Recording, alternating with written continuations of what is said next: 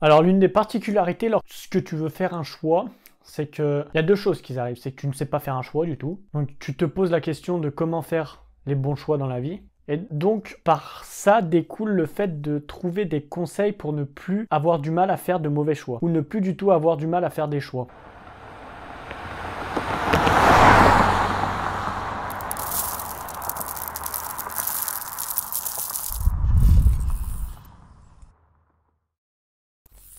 Donc dans la première partie, déjà, on va voir comment faire un choix. Déjà, lorsque tu fais un choix, il faut savoir une chose, que c'est toi qui l'as fait. Personne ne l'a fait à ta place.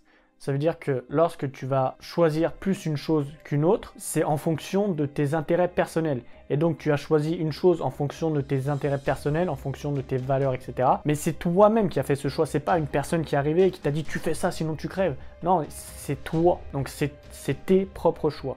Il faut que tu comprennes ça. Et une fois que tu as fait le choix, et même si tu as fait un mauvais choix, il faut que tu l'assumes. C'est toi qui as fait le choix, tu l'assumes. Tu as fait de la merde, ok, et ben maintenant c'est fini. Une fois que tu as passé ton choix, voilà, t'arrêtes. Tu dis, bah écoute, j'ai fait ça, c'était ainsi. Ça m'a permis d'apprendre quelque chose justement et de ne pas faire ce type de choix en fonction de ce type d'événement. Et voilà, c'est tout. Le seul truc que tu auras en plus, c'est un apprentissage. Parce que tu vas forcément apprendre quelque chose d'un événement tragique qui a pu se passer en fonction d'un mauvais choix. Mais je veux dire, tu peux pas savoir avant de faire un choix si ce choix va être bon ou s'il va être mauvais. C'est simplement lorsque tu auras fait ça que tu pourras déterminer si c'était un bon choix ou si c'était un mauvais choix. Mais en aucun cas avant, tu sauras réellement si c'est un bon choix. Il y a énormément de personnes qui font un mauvais choix, elles se disent « Ouais, mais si j'aurais su… » Ouais, mais dans tous les cas, tu n'aurais jamais su. Donc la question, elle se pose même pas en fait. Donc lorsque tu as fait un choix de merde, assume-le. Ok, tu as fait ce choix, machin. Maintenant, c'est fini. Tu peux plus revenir en arrière. T'as pas une machine dans ta cave à remonter le temps et tu peux pas revenir vers toi le passé et dire machin. Non, on n'est pas dans Retour vers le futur là. Tu délires complètement. T'as fait ce choix, tu l'assumes et maintenant c'est fini. Tu pourras pas faire autre chose que assumer ce choix, que accepter que tu aies eu un choix complètement nul. Et sache que lorsque tu fais un choix, un mauvais choix peut devenir un bon choix par la suite. Parce que tu vas certainement apprendre quelque chose en fonction de ça. Et un bon choix peut devenir aussi un mauvais choix par la suite.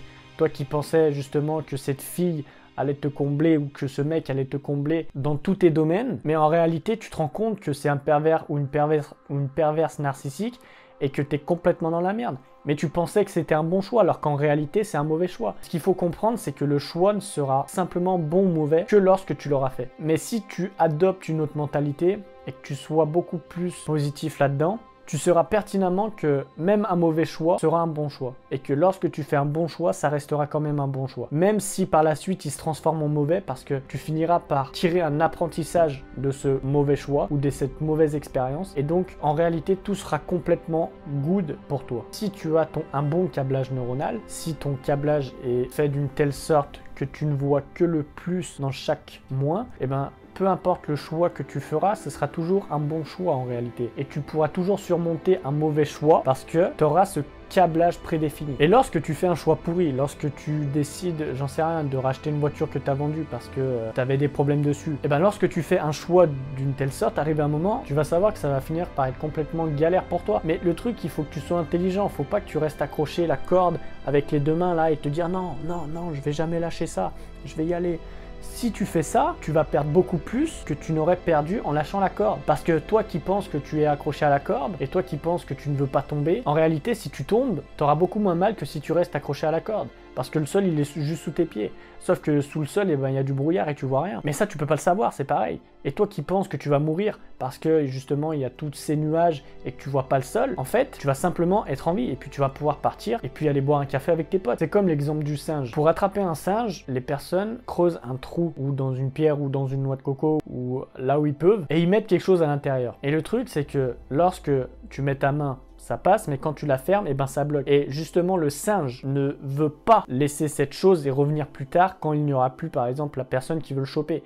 Lui, il veut absolument la chose, il la lâchera pas, quitte à se faire prendre, à se faire capturer. Et en fait, c'est exactement la même chose avec les personnes qui veulent garder leur choix au maximum, qui sont tellement accrochés à leur choix que, en réalité, le seul truc qu'ils vont faire, c'est se faire capturer et puis être encore plus dans la merde qu'ils n'auraient pu l'être en lâchant complètement les choses. Et j'en viens, si tu veux, à la deuxième partie de cet épisode de vraiment comment faire un vrai choix ou comment plutôt se séparer d'un mauvais choix. Quand tu sais qu'une chose n'est pas bonne pour toi, quand tu sais que tu as fait un mauvais choix, quand tu as pris conscience même que tu as fait un mauvais choix, mais que tu veux pas te séparer de cette chose, c'est où tu es complètement con ou alors tu aimes bien être dans la merde. Mais je vois pas d'autre signification à ça. Pourquoi tu t'entêtes à rester sur une position alors que tu sais pertinemment qu'en restant là-dessus, tu seras toujours plus dans la merde que si tu aurais complètement tout lâché. C'est une question d'ego, c'est qu'il faut à un moment donné, il faut laisser l'ego de côté. L'ego c'est bien dans certains domaines, dans certaines conditions, mais là c'est pas réellement le moment de réfléchir avec ses pieds, tu vois. Il faut que tu ailles droit dans ton cerveau, il faut que tu te dises ok,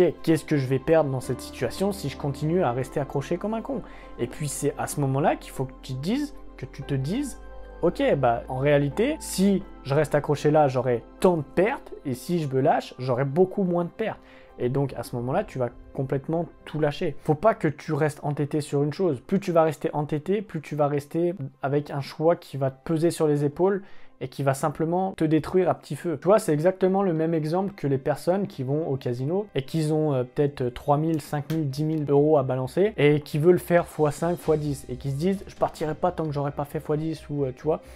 Et en réalité, ces personnes-là, au bout de 10, 20, 30 parties, et ben plus le temps passe, moins ils ont de thunes. Forcément, parce que sinon les casinos seraient pas riches. Mais à rester entêtés là-dessus, ils vont finir par être plus pauvres que lorsqu'ils sont rentrés. Tu vois, il faut savoir perdre de l'argent. C'est un peu lorsqu'on t'apprend, si tu veux, quand tu trades, quand tu fais du trading, il faut complètement te séparer de tes émotions parce que tu vas prendre des choix en fonction de tes émotions, mais c'est pas les meilleurs choix parce que le trading, c'est énormément de logique. C'est que de la logique en réalité. Et plus tu vas être dans les émotions, plus tu vas te dire par exemple, oh bah il y a un cours qui monte, et ben je vais investir dedans. Alors qu'en fait, il fallait investir quand c'était en bas, pas quand c'est tout en haut. Parce que quand c'est tout en haut, et ben tout l'argent que tu as mis, et ben tu vas le perdre parce que ça va redescendre.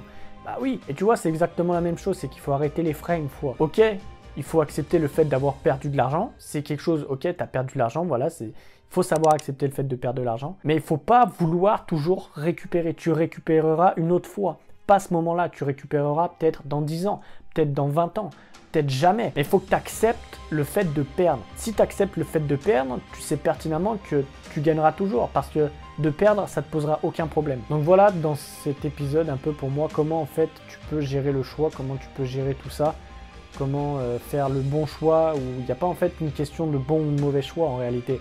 C'est juste une question d'expérience. Il y a des personnes qui vont me dire « Ouais, mais de faire ça, c'est le mauvais choix, mais c'est le mauvais choix d'après eux, pas d'après toi. » Parce que toi, tu sais, tu as un plan, tu as une stratégie, tu sais comment tu vas aller en fonction de ton choix. Alors qu'eux, ils n'ont pas de plan, ils n'ont pas de stratégie, ils n'ont rien du tout. Ils ont juste les yeux pour regarder et puis peut-être analyser un peu et voir où ça peut t'emmener. Il ne faut pas que tu restes figé sur des mauvais choix. Il faut que tu acceptes. Une fois que tu as fait un mauvais choix, hop, tu l'acceptes, c'est fini.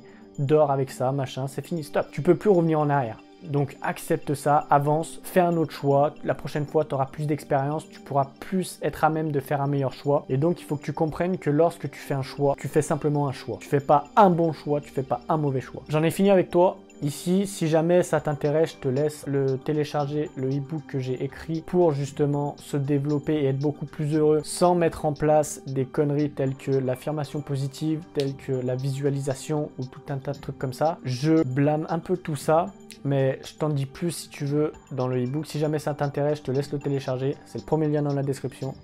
Moi, j'en ai fini avec toi. Je te dis à demain. Bisous!